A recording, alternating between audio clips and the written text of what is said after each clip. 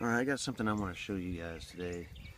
And it's just more to show you what I got here. And you've probably seen these online, knife places and things like that. Railroad spike knife. Now, what makes this special to me though is that I've always wanted one of these. I always thought they were cool. I've seen them, but they're expensive. They're like, you can find them for $100, $200 and stuff online and things like that. But what makes this special to me is my brother-in-law made this. He made this for me. I found we had a bunch of old railroad spikes. It's kind of even extra, kind of sentimental to me. Give me a minute for a little backstory. When I was a kid, my parents bought some land, that have some extra farmland, and they went to clean it up, clean up part of the field because there was, they were going to plant some crops, things like that. And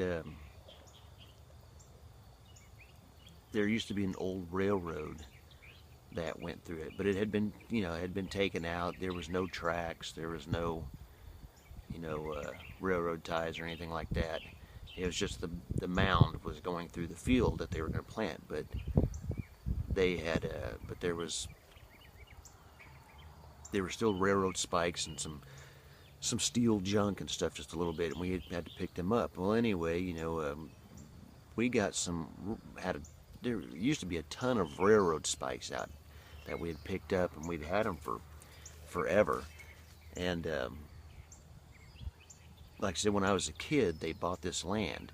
So I must have been 10, 11 years old around that time.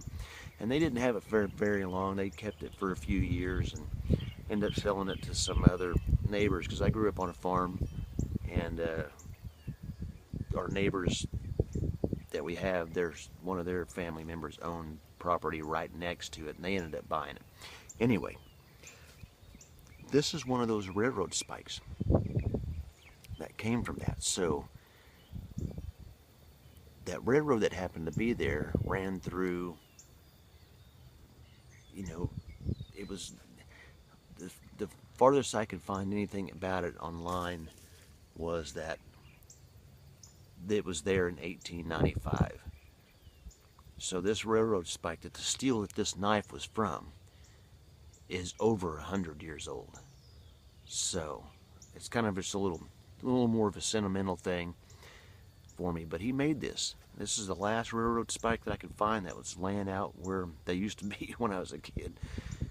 But my mother has used them for all kinds of stuff, crafts and things. This is the last one that I found. I'm going to try to find another one, but he made this for me. And he has his own little hand, his little own hand forge, redneck forge that he does. But he made this. So, yeah. That's just my little story about it. And I've always wanted one of these, and he said if you had some, he would try to make some. He said it was a bitch to do, because it's, it's heavy steel, it's thick, how thick railroad spikes are and stuff. Plus, I'm not sure the steel quality of how things were back 100 plus years ago, but I mean, if you can see, it looks damn good, and it's got a sharp edge on it. It could probably be edged out a little bit more on both sides of it, but I mean, it's thick and it's solid. So I'm going to take this out next time I go camping and stuff and do some outdoor stuff, but I'll take it with me and give it a little test out, but probably not going to really use it much, because I'm just going to keep it because of what it is, But I always wanted one of these, but he made this. My brother-in-law made this himself, just out of his little homemade redneck forge that he does. It's nothing special. You'd probably be shocked how he does it. But he does it. Because he's made several knives and everything, but he did this. And I think that's badass.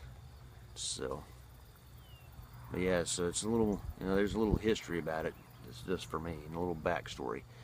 But I always wanted one of these, and that's what makes this one special too. Is that, like I said, is that these were railroad spikes that me and my family and my brother and I, we all helped slave when we were kids, picking that stuff up in the summertime, 100+ degrees, and it just is hours and hours and weekends worth of work picking all that stuff up.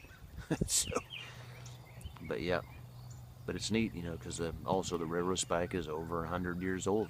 Like I said, the last thing I could find out about it was 1895, and I'm not sure how long that railroad ran from, because I'm 48 years old now. So like I said, when I was about 10, 11 or so, we were picking these things up. So, and that railroad was already way defunct by then. I mean, this stuff was just laying in dirt for no telling how long. So I don't know when that railroad ended. Anyway, I was just going to show that off because I always wanted one of these. This is very cool. Very cool.